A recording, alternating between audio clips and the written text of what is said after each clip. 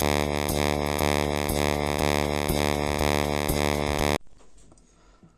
دوستان، امیدوارم که حالتون خوب باشه و حالتون سبز باشه. همیشه من امیرحسین رضایی هستم، اینجا استادیوم تیم ملی نفسه با بخش دوم تکنیکال کلاسیک، آموزش تکنیکال کلاسیک در خدمتتون هستیم. امروز قراره که بهتون چنل رو یاد بدیم.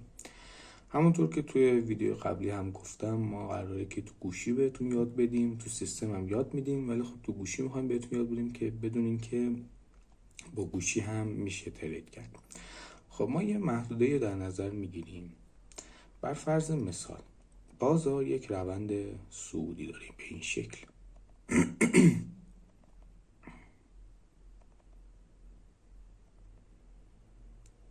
خب بازار یک روند صعودی داره. ما با چنل که آموزش تریدینگ ویو هم براتون گذاشتم و میذارم و ادامه‌شو میتونین توی کانال ما ببینید. کانال سابسکرایب کنید، آموزش 0 تا 100 ترید رو با گوشی براتون میذارم. ما یه چنل میکشیم، این چنل روند صعودیه. میبینیم که آقا جون بارها به سقف و بارها به کف خورد این بازار. فرض میکنیم بازاره 3 بار به سقف و 3 بارم به کف و حدودش 1 2 3 4 5 6 بارم به میدلاین برخورد کرده. نکته‌ای که این وسط وجود داره، زمان چنل اعتبار پیدا میکنه که تو میدلاین بارها بازی کرده باشه بازار. یعنی بارها تو میدلاین، حالا تو بازار بهتون نشون میدم. بریم واسه روند نزولیش هم نشون بدیم. ادامه داره ها، ولی خب حالا میخوام کلی نشون بدم. بازار یه روند نزولی داره.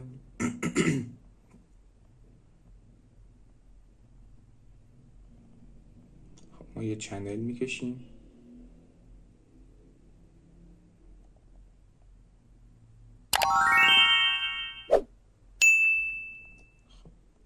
بذارین چنل رو یه ذره خوشگل ترش کنم.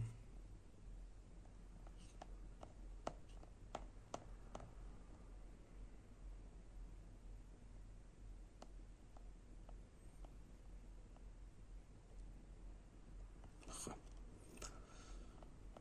یه همچین چنل نزولی هم میسازه و میبینیم که 3 بار به سقف و 3 بار به کف و چندین بار به میدلاین برخورد کرده. بچه میدلاین خیلی مهمه، این نکته رو در نظر بگیرید. زمانی چنل اعتبار پیدا میکنه که بارها تو میدلاین بازی کرده باشه بازار. خب بعد اینکه میبینیم که خب به یه چنل ساختیم، حالا میخوام ببینیم که آقا بعد چنل چه اتفاقی واسش میفته. مثل خط روند بود تقریبا.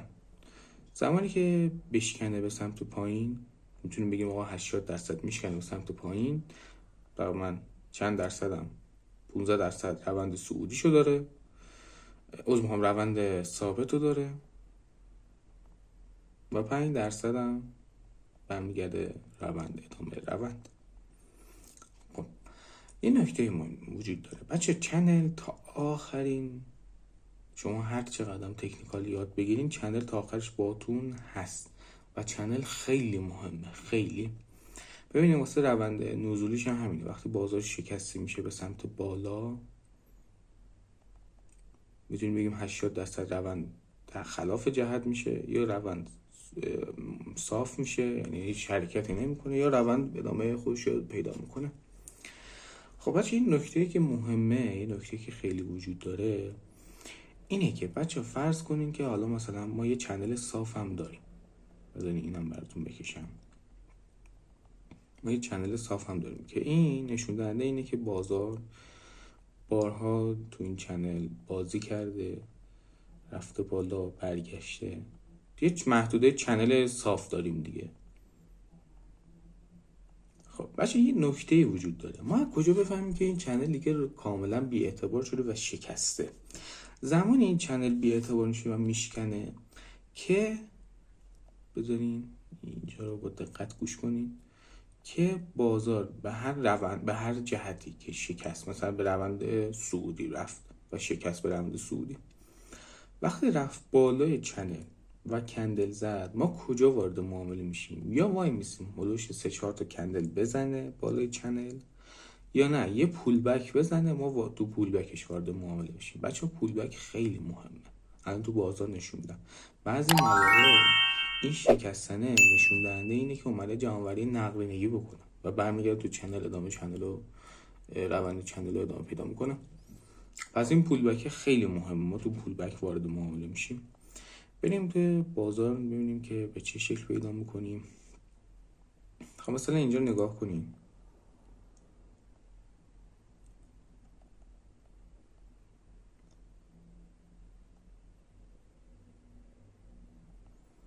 یه چنل نزولی داریم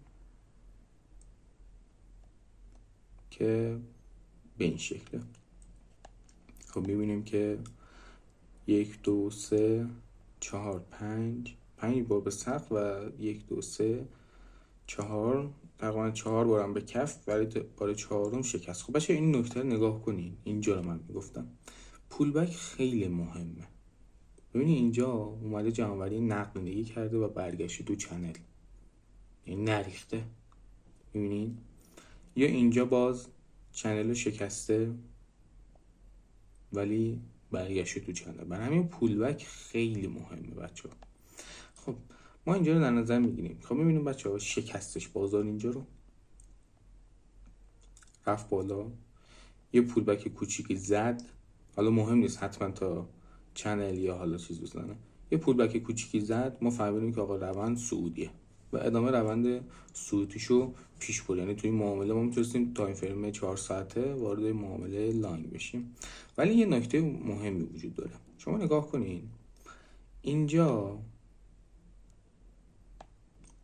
تو این محدوده بازار شکسته شد، تایم فریم اون تایم فریم 4 ساعت است. زمانی وارد معامله میشیم میریم تایم فریم 1 ساعت تاییدیه میگیریم. ما تو 4 ساعت تحلیل کردیم، تو 1 ساعت تاییدیه میگیریم.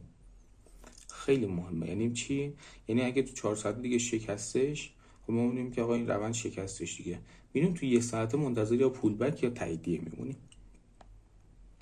این نکته هم در نظر بگیریم. خب بریم یه چنل صعودی نشونتون بدیم. مثلا اینجا نگاه کنیم،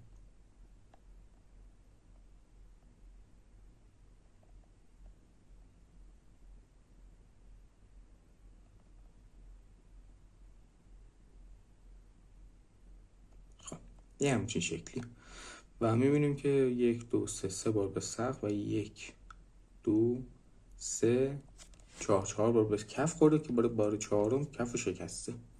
تو تایم فریم 1 ساعته خیلی مهمه. شما نگاه کنیم بازار تو تایم فریم 1 ساعته اینجا رو شکست و میبینیم که اینجا یه پول بکی، اینجا یه پول بکی به چنل زده و ما تو این پول بک وارد معامله سل میشیم. بچه ها خیلی پول بک مهمه. شما نگاه کنید بعضی مواقع مثلا به این شکل میاد جمع‌آوری نقدینگی میکنه برمیگرده تو چنل، چون همه حس میکنن الان این چنل شکسته شد، ادامه روند نزولی داره دیگه یا خلاف جهت.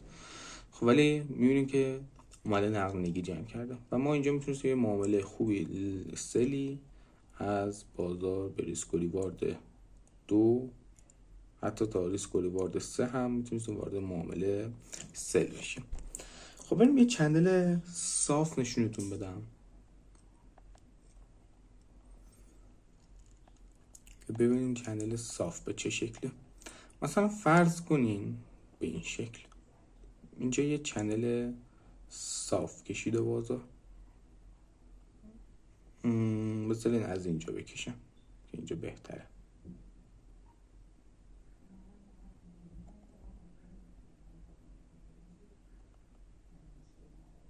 خب یه چنل صاف کشیده که بارها تو میدلاین کف و سقف برخورد کرده.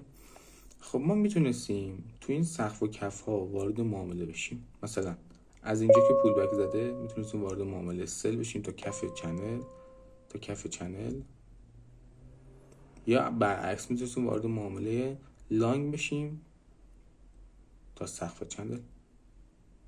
درسته؟ و اینجا هم باز نگاه کنیم ما همچین چیزی رو داریم. بازار اینجا شکسته، تایم فریم 1 ساعته میریم نگاه میکنیم.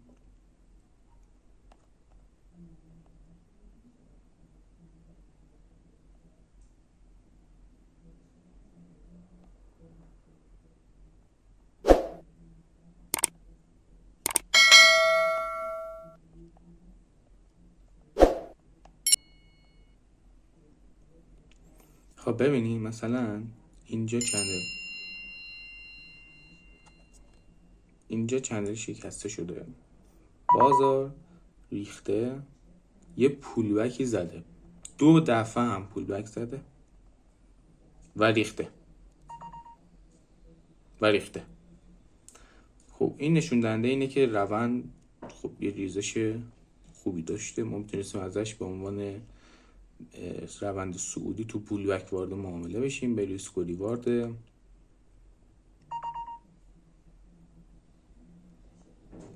و ریوارد 3 گاهن تا 4.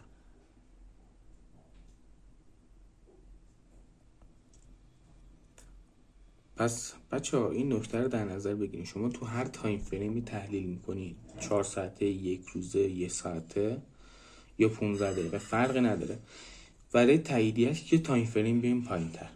اگه تو 4 ساعته تحلیل میکنیم منتظر تاییدیهش تو 1 ساعته باشین، خیلی مهمه. خب اینم از چنل که خیلی مهمه و تا آخرین زمانی که شما ترید میکنی این چنل باهاتون میمونه. حتما کانال ما رو سابسکرایب کنی، بخش سوم از دست ندین که خیلی مهمه.